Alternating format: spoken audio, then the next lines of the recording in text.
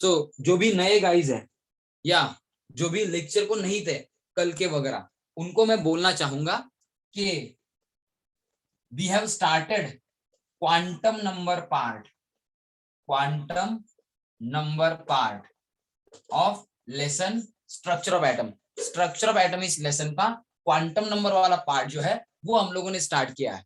And quantum number कहां से आया है, इनका ओरिजिन क्या बताया मैंने, इनका ओरिजिन क्या बताया रे, फ्रॉम, कल बताया था ना, सॉल्यूशंस ऑफ, क्या, किसके solutions, Schrodinger's wave equation. Schrodinger's wave equation के जो भी परमिसिबल सॉल्यूशंस है, जो वैल्यूज स्क्रॉडिंजर वेव इक्वेशन को सेटिस्फाई करती है, वो वैल्यूज एनर्जी ई की एंड साई यानी कि ऑर्बिटल के एम्पलीट्यूड या इलेक्ट्रॉन वेव का एम्पलीट्यूड जानने के लिए साई एंड ई, ये जो फंक्शंस है स्क्रॉडिंजर्स वेव इक्वेशन में, इन फंक्शंस की जो वैल्यूज लेने के बाद स्क्रॉडिंजर्स वेव इक्वेशन सेटिस्फाई हो जाता है, वो सभी स्क्रॉडिंजर वेव इक्वेशन के सॉल्यूशंस है। एंड इनकी डिफरेंट डिफरेंट परमिसिबल वैल्यूज से ही क्या आए हैं, क्वांटम नंबर। ये मैंने आप लोगों को बताया था। यस और नो, यस और नो। तो क्वांटम नंबर्स कैसे किया जाए, इनकी न्यूमेरिकल वैल्यूज यानी कि ही क्वांटम नंबर है, इनकी न्यूमेरिकल वैल्यूज यही क्वांटम नंबर्स है, इन्हीं से तो क्वांटम नंबर बने हैं। तो quantum numbers are basically number, लेकिन इनकी न्यूमेरिकल वैल्यूज जो क्वांटम नंबर्स कहलाती है, इनकी न्यूमेरिकल वैल्यूज जो क्वांटम नंबर कहलाती है, वो वैल्यूज कैसी है, वो वैल्यूज क्या करती है, वो वैल्यूज हम लोगों को इलेक्ट्रॉन की एनर्जी एंड इलेक्ट्रॉन वेव का एम्पलीट्यूड किस रीजन में न्यूक्लियस के अराउंड ज्यादा है, यानी कि ऐसा रीजन जहां पे वो इलेक्ट्रॉन वेव हो सकती है, उसके बारे में, यानी कि ऑर्बिटल, सबशेल, शेल, इनके बारे में। एंड ई यानी कि इलेक्ट्रॉन की एनर्जी के बारे में इंफॉर्मेशन देने वाले नंबर। तो यहाँ पे मैं डेफिनेशन क्या कर दूं, यहाँ पे मैं डेफिनेशन क्या कर दूं, ऐसे नंबर्स कर दूं, डेफिनेशन डेफिनेशन कर दूं मैं, ऐसे नंबर्स जो क्या करते हैं, बोलो फटाफट, ऐसे नंबर्स जो क्या करते हैं, बोलो फटाफट, नंबर्स जो क्या करते हैं, ई एंड साई के बारे में इंफॉर्मेशन देते हैं, मतलब ई एंड साई का मतलब क्या है वो बोलो। ऐसे नंबर्स जो ई एंड साई के बारे में इंफॉर्मेशन देते हैं मतलब क्या, दी नंबर्स, दी नंबर्स, बोलो फटाफट, फटाफट बोलो, which amplitude and energy, which specify, या फिर ऐसा कहूंगा डिस्क्राइब्स, क्या, डिस्क्राइब्स, एम्पलीट्यूड की जगह पे एम्पलीट्यूड पता चला इलेक्ट्रॉन वेव का, मतलब ऑर्बिटल के बारे में पता चला, यानी कि पोजीशन ही पता चली ना, इन शॉर्ट साई की वैल्यू मिलना मतलब पोजीशन ही मिलना ना, यस और नो। स्पेसिफाई और डिस्क्राइब्स क्या, पोजीशन एंड एनर्जी किसकी, ऑफ एन इलेक्ट्रॉन, किसी भी इलेक्ट्रॉन की, in an atom are called as क्या, क्वांटम नंबर्स, क्वांटम नंबर्स।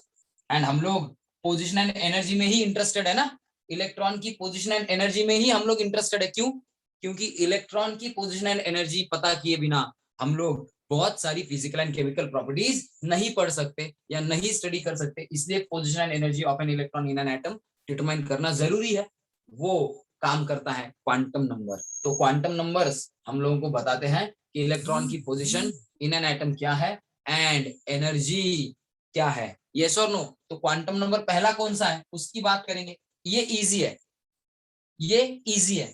कौन सा क्वांटम नंबर है पहला, फटाफट बोलो, कौन सा क्वांटम नंबर है पहला, प्रिंसिपल क्वांटम नंबर, जिसको डिनोट किया जाता है एन से।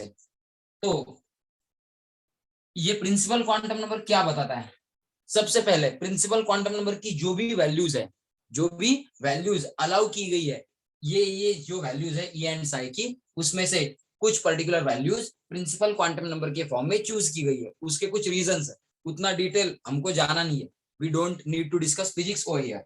सो सिर्फ प्रिंसिपल क्वांटम नंबर की जो भी परमिसिबल वैल्यूज है उनसे क्या पता चलता है, कौन सी परमिसिबल वैल्यूज है ये भी बताऊंगा। लेकिन पहले प्रिंसिपल क्वांटम नंबर के बारे में जान लो। ये प्रिंसिपल क्वांटम नंबर की जो भी वैल्यू होगी वो आपको क्या बताएगी, प्रोबेबल पोजीशन बताएगी, प्रोबेबल पोजीशन बताएगी इलेक्ट्रॉन की, यानी कि इलेक्ट्रॉन किस शेल में है न्यूक्लियस के अराउंड, ये पता चलेगा आपको प्रिंसिपल क्वांटम नंबर से। एंड अगर शेल का नंबर पता हो, यानी कि principal quantum number of the shell to which electron belongs, I repeat, principal quantum number of the shell to which electron belongs, यानी कि एन वैल्यू पता हो इलेक्ट्रॉन के लिए, इलेक्ट्रॉन किस शेल में है उस शेल की एन वैल्यू पता हो, यानी कि उस शेल का प्रिंसिपल क्वांटम नंबर पता हो, शेल यानी कि ऑर्बिट कह लो, ऑर्बिट का प्रिंसिपल क्वांटम नंबर पता हो, तो आप एनर्जी भी निकाल सकते हो। तो दो चीजों का इंफॉर्मेशन प्रिंसिपल क्वांटम नंबर से हम लोग को मिलता है, यानी कि इसकी वैल्यू से दो चीजें पता चलती, एक तो पोजीशन यानी कि to which shell electron belongs, या किस शेल में न्यूक्लियस के अराउंड वो घूम रहा है, वो बात पता चलती है एन वैल्यू से। एंड एनर्जी भी पता चलती है। कैसे पोजीशन कैसे पता चलती है, देखो एक डायग्राम आप लोगों ने बचपन से देखी है, बहुत बार देखी है, एटम के एंड इलेक्ट्रॉन के बारे में ये डायग्राम देखी है कि नहीं, ऐसे कॉन्सेंट्रिक सर्कुलर पाथ दिखाए जाते हैं कि नहीं आपको, बहुत बहुत सारे बुक्स में यही दिखाया जाता है कि ये है क्या, ये क्या है, इसको बताया जाता है बहुत सारी बुक्स में, न्यूक्लियस, यस और नो।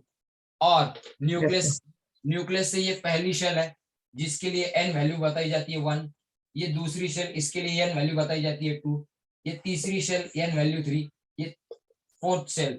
आपको 1 2 3 4 नहीं बताया गया होगा, आपको इन शेल के लिए क्या बताया गया होगा, इन शेल के लिए फर्स्ट शेल, KLMN. हाँ फर्स्ट शेल को बताया गया होगा के, सेकेंड शेल को बताया गया होगा एल, थर्ड शेल को बताया गया होगा एम, फोर्थ शेल को बताया गया होगा एन, यानी कि प्रिंसिपल क्वांटम नंबर की हर एक न्यूमेरिकल वैल्यू के लिए आपको लेटर बताया गया होगा, लेटर ऑफ डेसिग्नेशन। तो फर्स्ट शेल जो है वो आपने जो बुक्स पढ़े हैं उनमें फर्स्ट शेल किसकी, इलेक्ट्रॉन की अराउंड न्यूक्लियस, न्यूक्लियस के एकदम पास वाली शेल, न्यूक्लियस से एकदम पहली शेल, उसको आपके जो बुक आपने अब तक रेफर किए होंगे उसके उस बुक में आपको फर्स्ट शेल को के बताया गया होगा, सेकेंड शेल को एल बताया गया होगा, थर्ड शेल को एम बताया गया होगा एंड फोर्थ शेल को एन बताया गया होगा। यस और नो, ये डायग्राम तो आपने देखी है, यस और नो गाइस, यस और नो, Yes, sir. आया ना, सबने देखी है, आई थिंक ये देखी है, आया ना,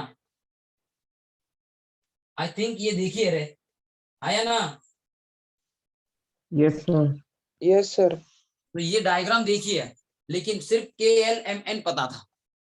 के का मतलब होता है first shell from the nucleus, जिसके लिए प्रिंसिपल क्वांटम नंबर की वैल्यू 1 होती है या 1 ली जाती है। प्रिंसिपल क्वांटम नंबर की वैल्यू जब 2 हो, इसका मतलब है सेकेंड शेल, यानी कि denoted by letter capital L, third shell which is third from the nucleus, इस थर्ड शेल को कैपिटल एम लेटर से डिनोट किया जाता है एंड फोर्थ शेल को कैपिटल एन लेटर से डिनोट किया जाता है। तो प्रिंसिपल क्वांटम नंबर की हर एक वैल्यू से क्या पता चला, एन वैल्यू 1, यानी कि न्यूक्लियस से सबसे पास वाली जो शेल है वहां पे इलेक्ट्रॉन है। अगर किसी ने कहा electron belongs to L shell, यानी कि सेकेंड शेल वाला इलेक्ट्रॉन, यानी कि न्यूक्लियस से जो दूसरी शेल है, न्यूक्लियस से जो दूसरी शेल है ये, उसमें रहने वाला इलेक्ट्रॉन, थर्ड शेल का इलेक्ट्रॉन, यानी कि एम शेल का इलेक्ट्रॉन, मतलब क्या, न्यूक्लियस से थर्ड शेल वाला इलेक्ट्रॉन, एंड फोर्थ शेल वाला यानी कि कैपिटल एन शेल वाला इलेक्ट्रॉन, यानी कि क्या, न्यूक्लियस से जो फोर्थ शेल है उसमें रहने वाला या उसमें जो रिवॉल्व कर रहा है वो इलेक्ट्रॉन। तो पता चला कि नहीं पोजीशन के बारे में, एन वैल्यू कम, इसका मतलब न्यूक्लियस के नियर है वो शेल, यानी कि वो इलेक्ट्रॉन भी न्यूक्लियस के पास वाली शेल में है। जैसे जैसे एन वैल्यू बढ़ रही है, न्यूक्लियस से उस शेल का क्या बढ़ रहा है, डिस्टेंस, न्यूक्लियस से उस शेल का क्या बढ़ रहा है, डिस्टेंस, देखो क्या बढ़ रहा है, जैसे जैसे एन वैल्यू बढ़ी वैसे वैसे क्या बढ़ रहा है, न्यूक्लियस से उस शेल का डिस्टेंस बढ़ रहा है, यानी कि with increasing n value distance of shell from nucleus increases, and इसीलिए electron of that shells moves away from the nucleus. Yes और नो, तो डिस्टेंस पता चलता है कि नहीं चलता है एन वैल्यू से, एन वैल्यू 1 पास वाली, एन वैल्यू 4 5 ऑनवर्ड्स यानी कि अवे गोइंग शेल। यस और नो, तो क्वालिटेटिवली ये हम लोगों को पोजीशन के बारे में इंफॉर्मेशन दे रहा है कि नहीं दे रहा है, आया ना। अरे एन वैल्यू कम distance between nucleus and shell कम, यानी कि न्यूक्लियस के पास एन वैल्यू बढ़ गई, न्यूक्लियस से शेल इज मूविंग अवे, तो इलेक्ट्रॉन भी अवे अवे ही जा रहा है। जैसे इलेक्ट्रॉन के लिए शेल के प्रिंसिपल क्वांटम नंबर की वैल्यू बढ़ेगी, वैसे वैसे इलेक्ट्रॉन का या शेल का डिस्टेंस भी बढ़ेगा ना, तो पोजीशन भी दूर दूर जा रही है इलेक्ट्रॉन की एंड शेल की। ये पता चलता है कि नहीं चलता है? आया ना? I am Yes, asking sir. N value से आप लोगों को पोजीशन के बारे में पता चल रहा है कि नहीं चल रहा है? आया ना? चल रहा है। हाँ सर। एन वैल्यू कम, एन वैल्यू कम, यानी कि वो शेल एंड उसमें रहने वाला इलेक्ट्रॉन, उसमें घूमने वाला electron is nearer to nucleus. N value ज्यादा, यानी कि distance of nucleus and shell is more. तो डिस्टेंस ज्यादा मतलब क्या?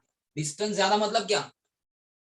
डिस्टेंस ज्यादा मतलब electron is away from the nucleus, यानी कि पोजीशन के बारे में क्वालिटेटिवली तो पता चल रहा है कि नहीं, न्यूक्लियस के पास है इलेक्ट्रॉन के दूर है। एटलीस्ट एन वैल्यू से इतना तो पता चलेगा न्यूक्लियस के पास कौन सा इलेक्ट्रॉन है, न्यूक्लियस से अवे कौन सा इलेक्ट्रॉन है। है ना?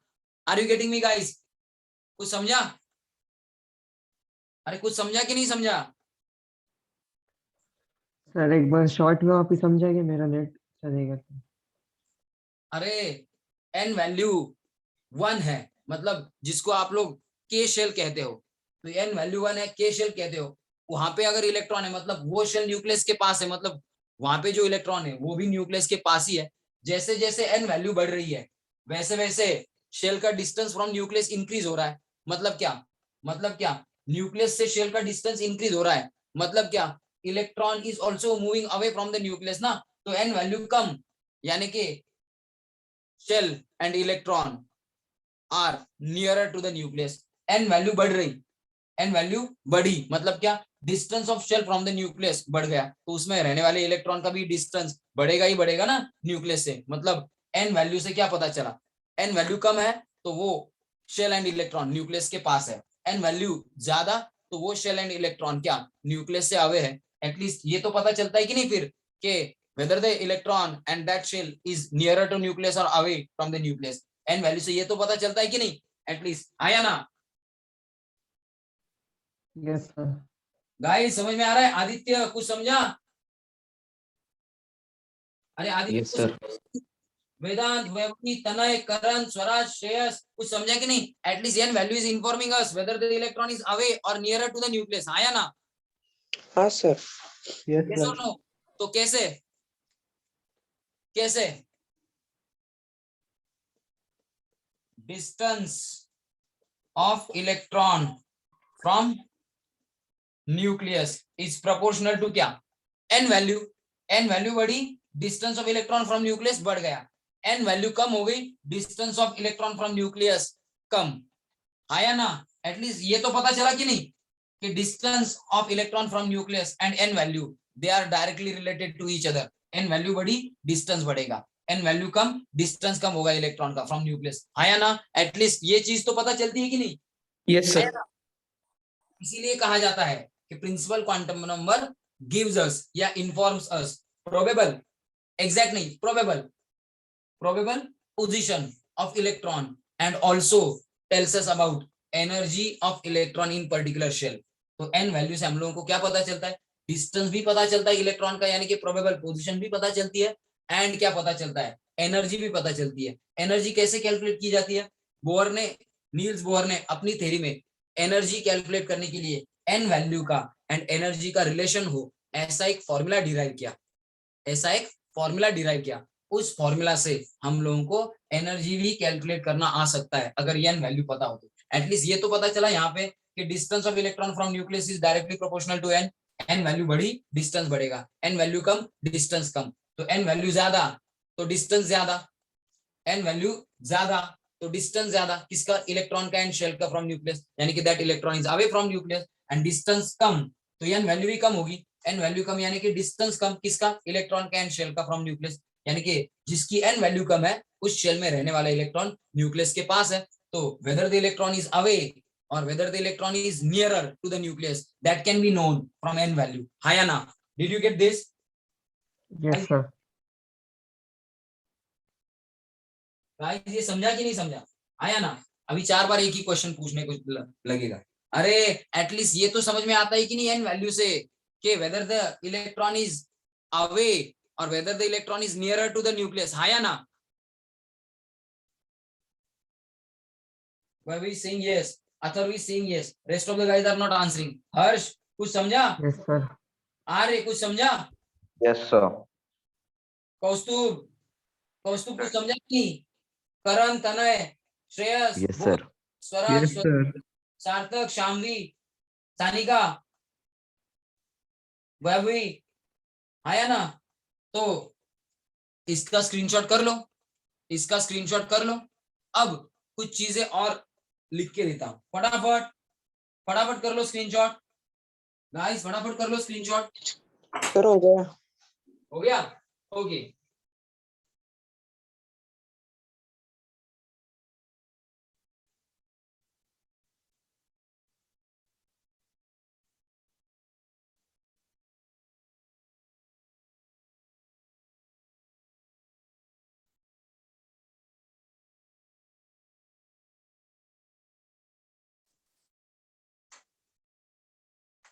हो गया स्क्रीनशॉट गाइस? तो ये रब कर देता हूं।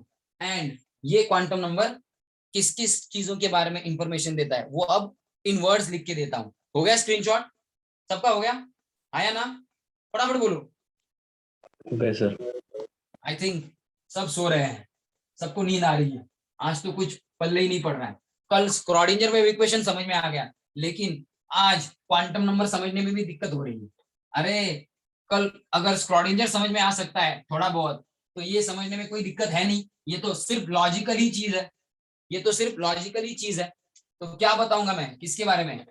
किसके बारे में? पहले क्वांटम नंबर, यानी कि किसके बारे में? प्रिंसिपल क्वांटम नंबर, यानी कि स्मॉल n के बारे में। हम लोग ये कहेंगे कि दिस क्वांटम नंबर यानी कि इसकी value, that is value of n gives क्या? Probable position and energy of an electron in an atom। तो क्या वैल्यूज इसकी हो सकती है? जो भी वैल्यूज या सॉल्यूशन हम लोगों को स्क्रॉडिंजर इक्वेशन के मिले, उसमें से क्या this quantum number is allowed to take all positive integer values, ऐसा कहता हूं मैं, positive integer values, all positive integer values from 1 2 3 ... onwards, but n value can't be 0। n value 0 नहीं ले सकते। क्यों? n वैल्यू 0 लेके जब स्क्रॉडिंजर इक्वेशन सॉल्व करने का ट्राई किया गया, n वैल्यू 0 लेके गाइस, n वैल्यू 0 लेके जब स्क्रॉडिंजर इक्वेशन सॉल्व करने का ट्राई किया गया, n value 0 do not satisfy, and at that time n value didn't satisfied what, उसने क्या सेटिस्फाई नहीं किया? उसने स्क्रॉडिंजर इक्वेशन को सेटिस्फाई नहीं किया, वो करती भी नहीं है। n value do not satisfies what? Schrodinger wave equation. n value 0 लेने से स्क्रॉडिंजर वेव इक्वेशन सेटिस्फाई नहीं होता है, स्क्रॉडिंजर वेव इक्वेशन सेटिस्फाई नहीं होता है, इसलिए n वैल्यू 0 नहीं ली जाती। लेकिन इसका मतलब हम लोग हमारे लिए कैसा ले सकते हैं? अगर आप सोचो कि कोई एटम आपके पास है किसी पर्टिकुलर एलिमेंट का, उसमें इलेक्ट्रॉन होंगे कि नहीं होंगे? एटम में इलेक्ट्रॉन होंगे कि नहीं होंगे? अरे कोई एलिमेंट का एटम है, मतलब एटलीस्ट उसमें एक इलेक्ट्रॉन तो Yes, होगा sir. कि नहीं? कि ऐसा कोई एटम होता है जिसमें इलेक्ट्रॉन ही नहीं है? No, sir. अरे ऐसा कोई एटम होता है कि जिसमें इलेक्ट्रॉन है नहीं? No, sir. कभी सुना है? वी आर एलियन और व्हाट? पृथ्वी पे कैसे कभी ऐसे सुना है कि ऐसा एटम मिला जिसमें इलेक्ट्रॉन ही नहीं है? It is not at all possible guys. जब भी कोई एलिमेंट का एटम मिलेगा उसमें इलेक्ट्रॉन होगा ही होगा। हाँ या ना? हाँ या ना? अरे कुछ रॉकेट साइंस की बोल रहा हूँ गाइस मैं। I am asking Yes, sir. Which you have Yes, already. sir. Electron जो है, इलेक्ट्रॉन होगा ही होगा ना एटम में, कि कोई ऐसा एटम है दूसरी गैलेक्सी से मिला हुआ कि इसमें इलेक्ट्रॉन ही है नहीं। It is not at all possible. अगर एटम होगा किसी पर्टिकुलर एलिमेंट का तो उसमें इलेक्ट्रॉन होगा ही होगा, हाँ या ना। Yes, sir. तो इलेक्ट्रॉन होगा तो इलेक्ट्रॉन की घूमने के लिए क्या होनी चाहिए, बाकी सो गए लगता है। Guys I am asking everyone, अगर आप लोग आंसर नहीं करोगे मैं आगे नहीं जाऊंगा। इलेक्ट्रॉन होगा कि नहीं होगा हर एक एटम में? Are you Yes, there? sir. If you Yes, don't sir. Want to होगा. आंसर होगा। Out of the meeting. अगर आप लोग यहाँ पे फोकस नहीं हो, आपके जहन में कुछ अलग चीजें चल रही है, तो आप लोग मीटिंग से बाहर जा सकते हो। Get yourself sorted out and then come back to the meeting. मैं आपसे पूछ रहा हूँ कि इलेक्ट्रॉन होता ही है कि नहीं है एटम में? कोई ऐसा एटम है जिसमें इलेक्ट्रॉन नहीं है? सभी इलेक्ट्रॉन, सभी एटम्स में इलेक्ट्रॉन होती है ना, एटलीस्ट वन, लाइक हाइड्रोजन होगा ही होगा ना, हाँ या ना। Yes, sir. Yes. Yes, sir. Yes, sir. Electron अगर होगा तो उसको घूमने के लिए क्या होगी, ऑर्बिट या शेल होगी कि नहीं न्यूक्लियस के अराउंड उस एटम में, हाँ या ना। Yes, sir. Yes. Yes, sir. Yes, sir. ये होनी ही चाहिए कि नहीं, होनी ही चाहिए। तो इसका मतलब कोई ना कोई शेल होगी इलेक्ट्रॉन के लिए, कहाँ पे, एटम में। तो उस शेल का डिस्टेंस भी डिफाइन होगा, कहां से, न्यूक्लियस से। वो शेल जहां पे इलेक्ट्रॉन घूम रहा है वो शेल एट पर्टिकुलर डिस्टेंस होगी फ्रॉम न्यूक्लियस। न्यूक्लियस में तो नहीं होगी शेल, यस और नो। कभी सुना है कि इस एटम में इलेक्ट्रॉन न्यूक्लियस में पड़ा हुआ पाया गया, हाँ या ना? कभी ऐसा सुना है क्या? नहीं सर। No, sir. कभी ऐसा नहीं होता। क्यों? क्यों? इलेक्ट्रॉन के एंड न्यूक्लियस यानी कि प्रोटॉन के बीच अट्रैक्शन तो है, लेकिन न्यूक्लियस की मास की वजह से, न्यूक्लियस की मास की वजह से एंड इलेक्ट्रॉन की घूमने की वजह से वहां पे क्या है, एक फोर्स न्यूक्लियस थ्रू एक्ट होता है मास के कारण, which we can call as centrifugal force. तो centrifugal force tends to throw electron out and Coulombic force of attraction tends to pull electron towards nucleus. Nucleus के मास के कारण एंड इलेक्ट्रॉन की velocity के कारण क्या एक फोर्स एक्ट होता है, किसके ऊपर, न्यूक्लियस टू इलेक्ट्रॉन, इलेक्ट्रॉन के ऊपर फ्रॉम न्यूक्लियस, जो थ्रो करने का ट्राई करता है इलेक्ट्रॉन को आउट ऑफ द ऑर्बिट। लेकिन दूसरा फोर्स वहां पे उसी टाइम क्या होता है, अट्रैक्शन का होता है इलेक्ट्रॉन एंड प्रोटॉन के बीच में। तो वो attractive force between electron and nucleus and क्या, सेंट्रीफ्यूगल फोर्स, दोनों बैलेंस होते हैं। एक फोर्स थ्रो कर रहा है, दूसरा पुल कर रहा है, इसलिए इलेक्ट्रॉन टाइड रहेगा और घूमता ही रहेगा जब तक उसकी एनर्जी में कोई चेंज ना लाया जाए, हाँ या ना। यस और नो, यही सिचुएशन होती है ना, Yes, sir. घूमता ही रहता है। Yes, sir. तो इलेक्ट्रॉन घूमता ही रहेगा, तो उसके घूमने के लिए शेल होनी चाहिए कि नहीं होनी चाहिए, होनी चाहिए। तो शेल होनी चाहिए तो उसका कुछ डिस्टेंस होना चाहिए न्यूक्लियस से, एंड डिस्टेंस होना चाहिए मतलब उसका कुछ प्रिंसिपल क्वांटम नंबर होना चाहिए, यानी कि एन वैल्यू कुछ ना कुछ होनी चाहिए। इसीलिए एन वैल्यू कभी भी जीरो नहीं ली जाती। एन वैल्यू जीरो लेना, इसका मतलब जुगाड़ू लैंग्वेज में क्या, इसका मतलब जुगाड़ू लैंग्वेज में क्या, एन वैल्यू जीरो लेना मतलब क्या, कि वहां पे कोई शेल ही नहीं है, किसकी, इलेक्ट्रॉन के लिए, इलेक्ट्रॉन के लिए घूमने के लिए उस एटम में, और ऐसा कोई एटम होगा नहीं, तो logically n cannot be taken as zero. दूसरी भाषा में समझाऊं, स्क्रॉडिंजर की भाषा में समझाऊं, तो एन वैल्यू जीरो लेके स्क्रॉडिंजर वेव इक्वेशन सॉल्व नहीं होता। एन वैल्यू जीरो लेके स्क्रॉडिंजर वेव इक्वेशन सॉल्व नहीं होता, इसलिए n value is not allowed to take zero. 1 2 3 4 कोई भी इंटीजर वैल्यू ले सकते हो, जीरो नहीं ले सकते। Did you get this? समझ में आया सबको? Yes, sir. समझ में आया सबको, हाँ या ना? Yes sir. तो आप सबको समझ में आया हो। तो इस क्वांटम नंबर ने आपको एन वैल्यू यानी कि क्या, एन वैल्यू ने आपको प्रोबेबल पोजीशन के बारे में बता दिया। वो डायग्राम तो आप लोगों ने निकाल ली ना, उस डायग्राम से क्या पता चला कि एन वैल्यू बढ़ी डिस्टेंस बढ़ेगा। तो यहाँ पे लिख देता हूं, with increase in n value, with increase in n value क्या, distance of shell and nucleus, sorry, distance of shell and electron in that shell increases from nucleus, from nucleus, nucleus से electron का क्या बढ़ेगा, distance बढ़ेगा, बराबर, yes और no. Increase in n value के साथ distance of shell and electron from the nucleus increases. ये डायग्राम जो है अगेन वही डायग्राम ड्रॉ करता हूं, लेकिन अब डिस्टेंस के बारे में बात करेंगे. ये फर्स्ट शेल का डिस्टेंस, ये सेकेंड शेल का, ये थर्ड शेल का, ये फोर्थ शेल का. 1 2 3 4 N1 यानी कि के शेल क्या क्लोजेस्ट टू न्यूक्लियस, N2 थोड़ी अवे, N3 और दूर, N4 और दूर. ऐसा करते करते क्या डिस्टेंस इंक्रीजेस. आया ना ये सुनो. सर हाँ बोलो. ये जो शेल्स है इनके बीच का जो डिस्टेंस है वो यूनिफॉर्म रहता है क्या, या जोर से बोल, अनइक्वल रहता है? जोर से बोल, जोर से बोल, जोर से बोल या टाइप कर. क्या बोल रहा है? इन शेल के बीच में सर ये जो शेल है उनके बीच का जो डिस्टेंस रहता है शेल्स के बीच का वो यूनिफॉर्म रहता है या अनइक्वल रहता है? वो इक्वल रहता है या अनइक्वल, ये पूछ रहा है क्या?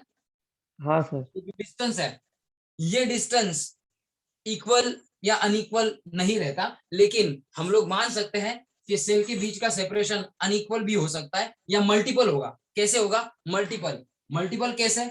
आप लोग एन मतलब फर्स्ट शेल का distance from the nucleus calculate करोगे, there is a formula from Bohr's theory, तो आपको पर्टिकुलर डिस्टेंस मिलेगा. एक फार्मूला है रेडियस डिटरमाइन करने का. क्या मैं बता दूं वो फार्मूला? 2 मिनट तू ही सुन ले, बाकियों को तो सुनने का मतलब पता नहीं, लेकिन तू ही सुन ले. डिस्टेंस ऑफ क्या, या radius of particular shell, radius of particular shell is given by 0.529 angstrom into n squared. मतलब इतने टाइम्स n स्क्वायर्ड के इतने टाइम्स डिस्टेंस बदलता है. तो अगर फर्स्ट शेल है, फर्स्ट शेल की रेडियस क्या होगी? स्फेरिकल है ना शेल, तो फर्स्ट शेल की रेडियस क्या होगी?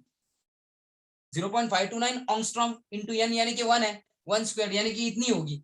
लेकिन अगर सेकंड शेल है तो सेकंड शेल की रेडियस क्या होगी? बता दे. सेकंड शेल की रेडियस क्या होगी? 2 होगी ना? यस और नो? 2 पॉइंट समथिंग होगी. थर्ड शेल की क्या आएगी इस फॉर्मूला के अकॉर्डिंग? 4 पॉइंट समथिंग आएगी. यानी कि ये जो डिस्टेंस होता है एक शेल का न्यूक्लियस से, दूसरे का न्यूक्लियस से, थर्ड का न्यूक्लियस से, फोर्थ का, वो स्पेसिफिक होता है. And first and second shell के बीच में जो डिस्टेंस है वो भी इन डिस्टेंस के मल्टीपल में ही होगा. सेम नहीं होगा लेकिन मल्टीपल में होगा. सेम नहीं होगा लेकिन मल्टीपल में होगा. समझ में आया कुछ? Yes sir. कुशल कुछ समझा? कौन यस पूछ? सर. कुशल है कि कौन है? हाँ सर समझा. हाँ, तो डिस्टेंस जो है ना, जितना फर्स्ट शेल का डिस्टेंस है न्यूक्लियस से, जितना सेकंड शेल का डिस्टेंस है न्यूक्लियस से, वो भी मल्टीपल है एक दूसरे के. तो इनके बीच का डिस्टेंस भी क्या होगा? फर्स्ट एंड सेकंड शेल का स्पेसिफिक होगा, लेकिन सेकंड शेल का डिस्टेंस एंड थर्ड शेल का डिस्टेंस फ्रॉम न्यूक्लियस क्या है? मल्टीपल है. तो उनके बीच का डिस्टेंस भी मल्टीपल में ही होगा. इक्वल नहीं होगा लेकिन मल्टीपल में होगा. Have you guys got this? समझ में आया सबको? आया ना? Yes sir. समझ में आया? तो n वैल्यू कम, shell closer to the nucleus. n value ज्यादा तो न्यूक्लियस से डिस्टेंस भी बढ़ेगा. किसका? शेल का. अगर शेल का डिस्टेंस बढ़ गया तो शेल के अंदर इलेक्ट्रॉन है, उस इलेक्ट्रॉन का डिस्टेंस भी बढ़ेगा. Have you guys got this? And radius of shell determine करने के लिए n वैल्यू की हेल्प कैसे मिलती है? बोर्स थ्योरी से पता चलेगा. ये फॉर्मूला कहां से आया है? बोर्स थ्योरी के पोस्टलेट से. लेकिन एटलीस्ट ये फॉर्मूला अगर आप लोग देखोगे तो आपको पता चलेगा कि n वैल्यू पता हो तो शेल की रेडियस कैसे निकाली जा सकती है?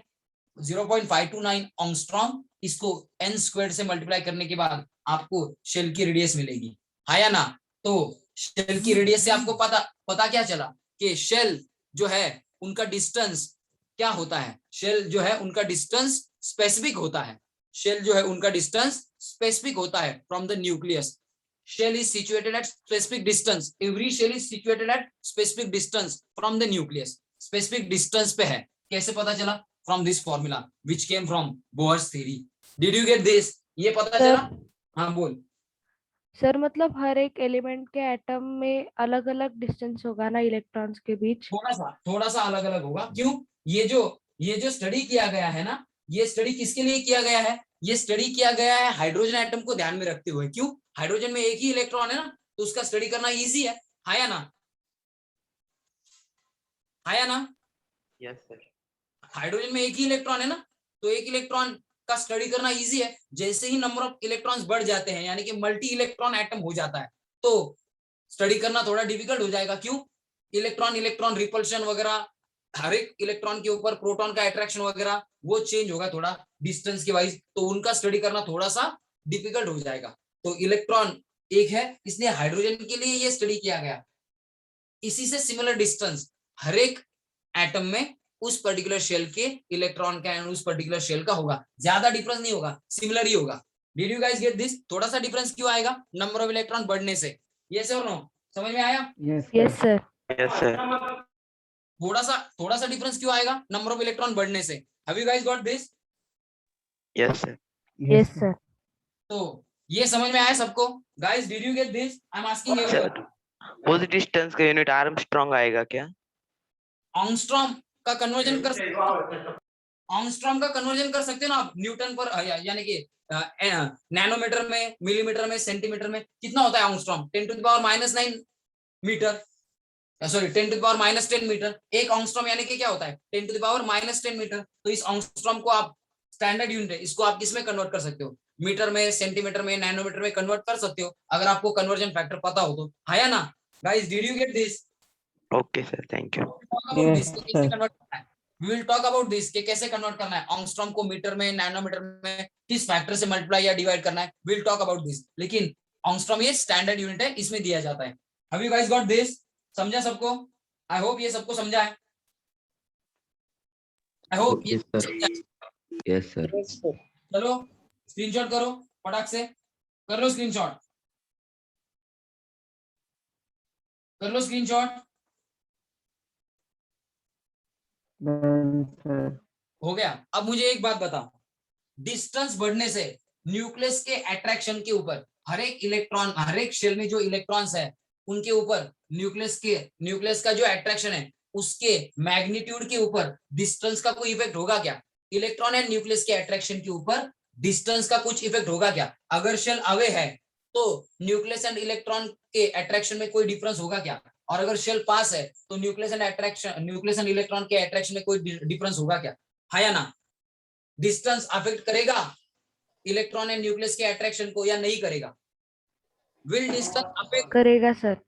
करेगा। करेगा सर। क्या लगता है? डिस्टेंस अफेक्ट करेगा इलेक्ट्रॉन एंड न्यूक्लियस के अट्रैक्शन को या उसके मैग्नीट्यूड को? करेगा। Yes yes sir. आप सेइंग करेगा। दिशा बोल, करेगा?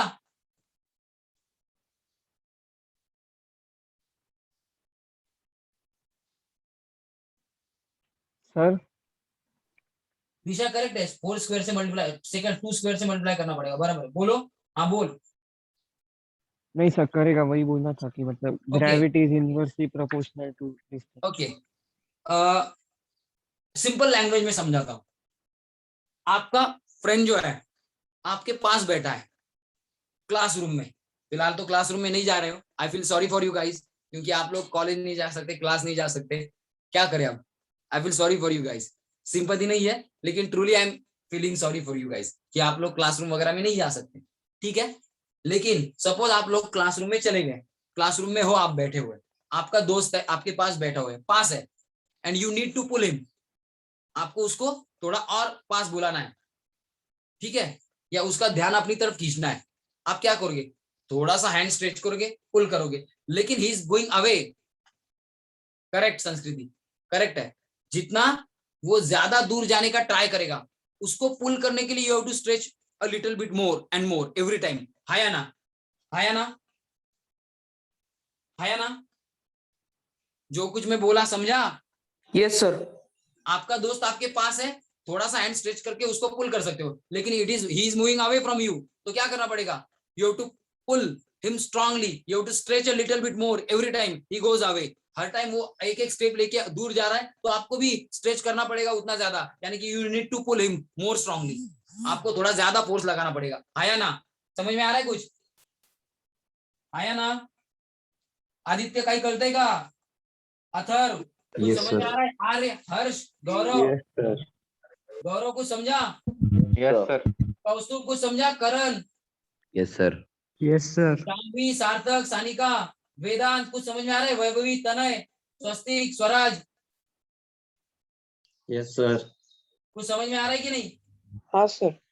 समझ में आ रहा है सच में? ओके, सार्थक समझा कुछ?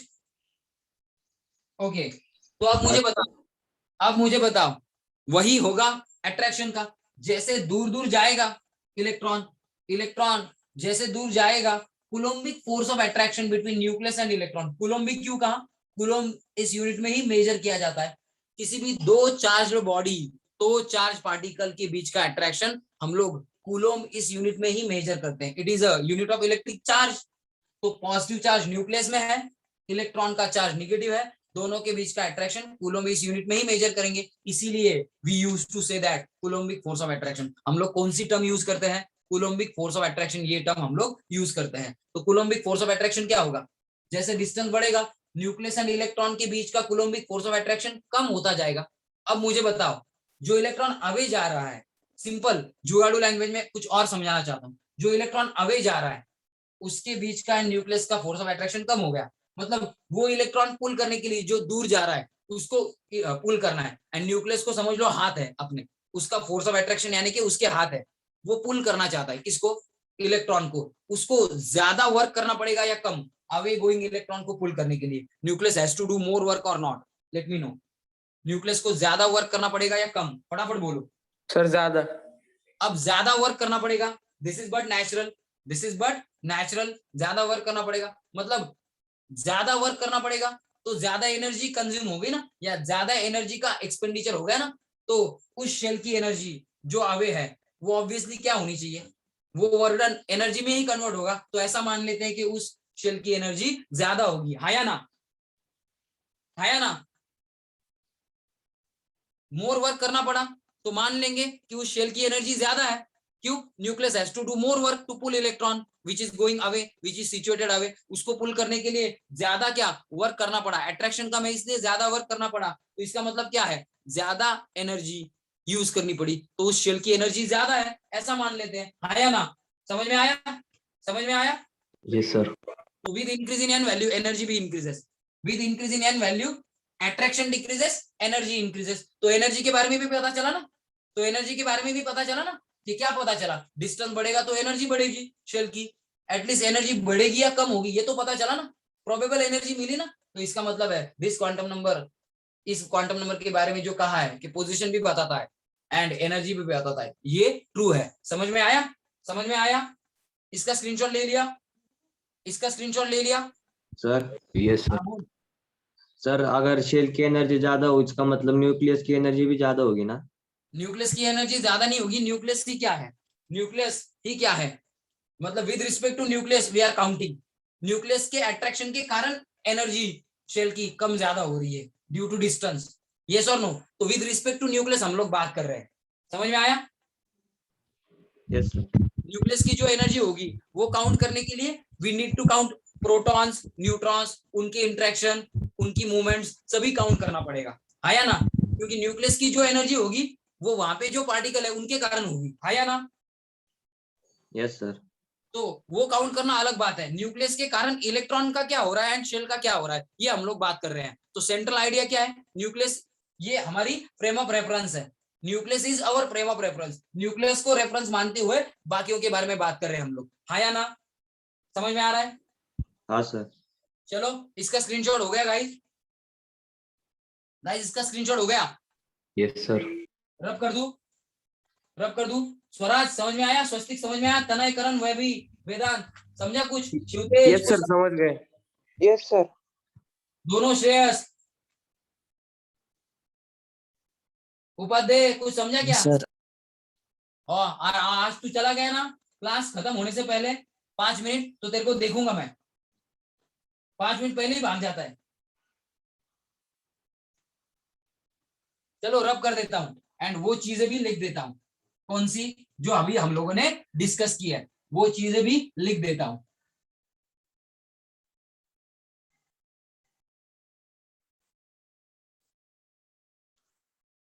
क्या लिख दूं? पहले अट्रैक्शन के बारे में बात की थी तो वो लिख देता हूं। क्या लिख देता हूं? देखो क्या with increase in n value, distance of electron and its shell from nucleus क्या हो रहा है, इंक्रीज। हेंस अगर डिस्टेंस इंक्रीज हो रहा है, हेंस क्या, अट्रैक्शन। अट्रैक्शन की जगह पे अपना वर्ड यूज करता हूं, कौन सा, coulombic force of attraction, coulombic force of attraction between कौन, nucleus and electron decreases. Coulombic force of attraction between electron and nucleus decreases, and therefore क्या लिखूंगा, energy of shell या फिर ऑर्बिट क्या क्या होगी, एनर्जी इंक्रीज होगी। तो एनर्जी का फॉर्मूला बता दूं, 5 मिनट है, एनर्जी का फॉर्मूला बता दूं, फ्रॉम बोर्स थ्योरी एनर्जी कैसे डिराइव की जाती है इलेक्ट्रॉन की, बता दूं, हाँ या ना, एनर्जी का फॉर्मूला बता दूं। Yes sir. सबसे इंपॉर्टेंट फॉर्मूला बोर्स थ्योरी से जो आया है वो भी बताता हूँ। उस फॉर्मूला में जो कांस्टेंट है उनकी वैल्यू डाल के सिंप्लीफाइड फॉर्मूला क्या आता है वो भी बताता हूँ। जो पहला फॉर्मूला है सबसे मतलब क्या, लेंदी फॉर्मूला, जिसमें बहुत सारी टर्म्स, बहुत सारे कांस्टेंट इंक्लूडेड है, वो फॉर्मूला किसका, एनर्जी का, किसके, इलेक्ट्रॉन के या शेल के एनर्जी का फॉर्मूला। जिस शेल में इलेक्ट्रॉन है उस शेल के एनर्जी का फॉर्मूला भी बता देता हूँ, डिटेल्ड फॉर्मूला। लेकिन उस फॉर्मूला में जो बहुत सारे कांस्टेंट है उनकी वैल्यूज अगर पुटअप कर दी तो वो फॉर्मूला जो है बहुत सिंपल हो जाता है। वो सिंपल फॉर्मूला आपको याद रखना है। You don't need to remember a detailed formula. मैं दोनों फॉर्मूलीज दूंगा, आई रिपीट, मैं दोनों फॉर्मूलीज दूंगा। ये एनर्जी के फॉर्मूले बोर्स थ्योरी से ही आए हैं। वो फॉर्मूलीज मैं आपको दूंगा, किसके, शेल की एनर्जी के फॉर्मूले, किसके, शेल की, इलेक्ट्रॉन जिस शेल में है उस शेल के एनर्जी का फॉर्मूला मैं दूंगा आपको, जिसका रिलेशन प्रिंसिपल क्वांटम नंबर के साथ है। वो डिटेल फॉर्मूला भी दूंगा, सिंप्लीफाइड फॉर्मूला भी दूंगा। While solving problem you need to remember only simple formula, you don't need to remember what, detailed formula। समझ में आया guys, did you get this, आया ना, अरे समझ में आया। कौन सा फॉर्मूला याद रखना है, सिंपल फॉर्मूला जो है, सिंप्लीफाइड फॉर्मूला वो याद रखना है, डिटेल फॉर्मूला याद नहीं रखना है। तो क्या, energy of electron in nth orbit, nth orbit मतलब nth शेल, nth शेल मतलब जिस शेल का प्रिंसिपल क्वांटम नंबर पता हो, उस शेल में इलेक्ट्रॉन हो, उसकी एनर्जी का फॉर्मूला। nth ऑर्बिट या shell is given by En। n मतलब क्या, n मतलब क्या, कोई बताएगा n मतलब क्या, कोई बताएगा n मतलब क्या। सर शेल, हाँ शेल, प्रिंसिपल क्वांटम नंबर भी कह सकते हो, शेल या प्रिंसिपल क्वांटम नंबर भी कह सकते हो, है या ना, इज इक्वल टू क्या, -2 pi squared, 2 pi squared, m for electron, z square, z for atomic number, e raise to 4, e मतलब चार्ज ऑन इलेक्ट्रॉन, उसका क्या करना है, उसका 4th पावर लेना है, divided by n squared upon h squared. तो ये तो बहुत सारे क्या हो गए कांस्टेंट, इनमें से पाई कांस्टेंट है, मास ऑफ इलेक्ट्रॉन कांस्टेंट है, चार्ज ऑन इलेक्ट्रॉन कांस्टेंट है, h यानी कि प्लैंक्स कांस्टेंट भी कांस्टेंट है। तो सभी कांस्टेंट की वैल्यू डाल दी तो खाली z एंड n बचेंगे, खाली z एंड n बचेंगे। तो यहाँ पे मैं लिख देता हूँ क्या क्या है टर्म्स, वेयर n इज क्या, फटाफट बोलो, प्रिंसिपल क्या, क्वांटम नंबर, किसका, of shell to which electron belongs, m क्या है, मास ऑफ इलेक्ट्रॉन कितना होता है, शामवी बोल, 9.1 into 10 to the power minus कितना रे, 31, आया ना, 31 किलोग्राम या 28 ग्राम, -28 ग्राम। ई क्या है बता दे, चार्ज ऑन इलेक्ट्रॉन, फिजिक्स में सीखा होगा, 1.602 into 10 to the power -19 coulomb. इसी चार्ज को हम लोग -1 यूनिट कहते हैं। ये क्या है बोलो, प्लैंक्स कांस्टेंट, उसकी वैल्यू कितनी होती है 6.626 इंटू 10⁻⁻34 जूल सेकेंड। ये फिजिक्स में पता चलने वाला है। तो ये सब वैल्यू डाल दी। पाई क्या है 22/7 या पाई क्या होता है 180 डिग्री। अगर डिग्रीज में कहो तो 180 डिग्री। आप लोग ट्रिग्नोमेट्री के फॉर्म में कहना चाहो या कोऑर्डिनेट ज्योमेट्री के फॉर्म में कहना चाहो, पाई की वैल्यू 180 डिग्री ली जाती है किसमें ज्योमेट्री में। एंड पाई की वैल्यू हम लोग 22/7 भी ले सकते हैं अगर मैथमेटिकल कैलकुलेशन कर रहे हो तो। So have you got the formula. तो अब ये सब वैल्यूज पुट अप करके इसको सिंप्लीफाई करेंगे। कर लो स्क्रीनशॉट। चलो 1 मिनट में सिंप्लीफाई करके देता हूँ। हाँ बराबर, दिशा करेक्ट है। ये समझ में आ गया? स्क्रीनशॉट करो फटाक से, मैं आपको सिंप्लीफाई करके देता हूँ। कर लिया? कर लिया? स्क्रीनशॉट हो हाँ गया सर, हो सबका? गया सर। सबका हो गया? रब कर दूं? आया ना? रब कर देता हूँ गाइस। हाँ सर। तो अब जरा देखो, सब्स्टिट्यूटिंग वैल्यूज, इसको सिंप्लीफाई करता हूं एंड सिंप्लीफाइड फॉर्मूला ही याद रखना है। सिंप्लीफाइड फॉर्मूला ही याद रखना है। देखो on substituting values, on substituting values किसकी, NME, सॉरी N तो हम लोग निकालेंगे फर्स्ट के लिए, सेकंड के लिए ME एंड H की वैल्यूज। ऑन सब्स्टिट्यूटिंग वैल्यूज क्या मिलेगा, EN is equal to minus 2.18 into 10⁻⁻11 into Z² upon N²। ये है अर्ग्स में, ये है अर्ग्स पर एटम इस यूनिट में। अर्ग्स की आपको जूल में करनी है, you can convert minus 2.18 into 10⁻⁻11 की जगह पे कितना होता है 1 अर्ग। एंड जूल में क्या रिलेशन है, अर्ग को जूल में करना चाहो तो क्या 1 erg is equal to 10⁻⁻7 joule. तो इसको -11 में और 7 जोड़ दो, -18 इंटू Z² अपॉन क्या N², इतना क्या जूल पर एटम। एंड इसको आप इलेक्ट्रॉन वोल्ट में कन्वर्ट करना चाहो तो मैं यहाँ पे लिख देता हूँ 1 erg is equal to 10⁻⁻7 joule. And therefore ये आया। इसको आप इलेक्ट्रॉन वोल्ट में कन्वर्ट करना चाहो तो 13.5 इंटू Z² अपॉन क्या N² इलेक्ट्रॉन वोल्ट पर एटम, ऐसा बन जाएगा। क्यों? क्योंकि 1 इलेक्ट्रॉन वोल्ट यानी कि होता है 1.602 इंटू 10⁻⁻19 जूल। तो जूल का इलेक्ट्रॉन वोल्ट में कन्वर्ट करने के लिए, जूल का इलेक्ट्रॉन वोल्ट में कन्वर्ट करने के लिए इस फॉर्मूला से क्या किया, इस फॉर्मूला से डिवाइड किया। एंड इसको इस वैल्यू से डिवाइड करने के बाद जूल जो है वो इलेक्ट्रॉन वोल्ट में कन्वर्ट हो गया। ये है एनर्जी के सिंप्लीफाइड फॉर्मूले, ये है एनर्जी के सिंप्लीफाइड फॉर्मूले। तो ये तो याद रहेंगे ना, आया ना? ये याद रहने में कोई दिक्कत है क्या? ये याद रहने में कोई दिक्कत है क्या?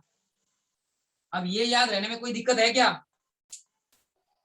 सर तीनों में से कौन सा याद रखना है? हाँ, तीनों में से कौन सा तीनों याद रखने हैं भाई। क्यों? यूनिट्स अलग अलग है, यूनिट्स अलग अलग है। अब इसमें कोई क्या नहीं है, इसमें कोई कंसेशन नहीं है। अर्ग्स में है, अर्ग्स में याद रखो तो कन्वर्जन फैक्टर तो यही है, तो अर्ग्स का कन्वर्जन जूल में कर सकते हो, जूल का कन्वर्जन इलेक्ट्रॉन वोल्ट में कर सकते हो अगर कन्वर्जन फैक्टर पता हो तो अगर कन्वर्जन फैक्टर पता है तो एक ही कोई फॉर्मूला याद रखो, you can convert one formula into या one value into another. Have you got this guys? समझ में आया? आया ना? Yes sir. Yes sir. ये अर्ग्स का जूल में करने के लिए मैंने इससे मल्टीप्लाई किया, जूल का इलेक्ट्रॉन वोल्ट में करने के लिए, जूल का इलेक्ट्रॉन वोल्ट में करने के लिए क्या करना पड़ेगा, जूल टू इलेक्ट्रॉन वोल्ट, इस वैल्यू से क्या करना पड़ेगा गाइस, इस वैल्यू से क्या करना पड़ेगा, इस वैल्यू से क्या करना पड़ेगा, मल्टीप्लाई करना पड़ेगा। तो ये अगर कन्वर्जन फैक्टर्स पता हो ये दो तो इस वैल्यू को इसमें और इसको इसमें कन्वर्ट कर सकते हो। Have you got this? समझा सबको? इसके प्रॉब्लम में देखेंगे, ये सब इसके प्रॉब्लम्स में देखेंगे, डोंट वरी, प्रॉब्लम में कैसे कन्वर्जन करना ये सिखा दूंगा। Have you got this? समझा सबको? आया ना? Yes sir. Yes sir. सबको समझा? तो principal quantum number, principal quantum number समझ में आ गया? प्रिंसिपल क्वांटम नंबर समझ में आ गया? Did you get the principal quantum number? Yes sir. Quantum number energy के बारे में, पोजीशन के बारे में कैसे इंफॉर्मेशन देता है, क्योंकि एन वैल्यू पता हो एटम का atomic number and n value पता हो, atomic number and n value पता हो तो ही एनर्जी निकाल सकते हो, तो ही एनर्जी निकाल सकते हो। मतलब इसका एन के साथ रिलेशन है। माइनस क्यों है एनर्जी ये बता दूंगा कल, माइनस क्यों है एनर्जी ये कल बता दूंगा। Have you guys got this? Yes, sir. Yes sir. चलो Yes, sir. ठीक है, तो कल माइनस साइन क्यों है ये देखेंगे। एंड सबसे इंपॉर्टेंट चीज कल यानी कि आई एम सॉरी, कल तो संडे है ना गाइस, तो कल छुट्टी है, नो टेस्ट नथिंग।